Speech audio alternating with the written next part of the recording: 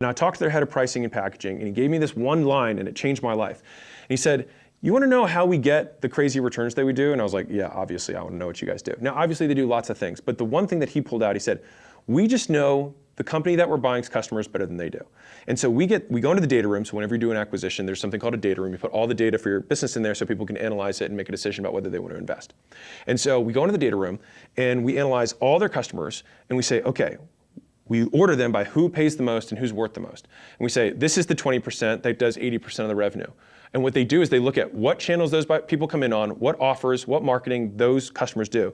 And they basically stop doing the rest of the 80%, and then they expand that 20% to be 100% of the business. And so by doing that, they can have the same size business, but 5x the revenue, and arguably even more on the profit. And so just power law, the Pareto principle, 80-20, and they just apply it to the customers. And so right now, this is how you do it for you, is you look at all the customers you have up to this point, you look at the top 20%, and you say, okay, what do these people all have in common? And so I like to think about this in terms of psychographics, what do they think? Geographics, where do they live?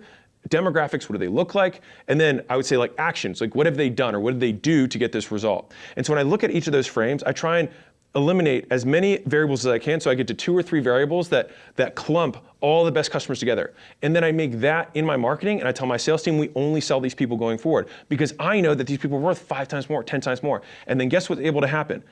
We run ads for those people, and then our LTV skyrockets so we can spend more to acquire customers, and this is what allows you to scale by going narrower.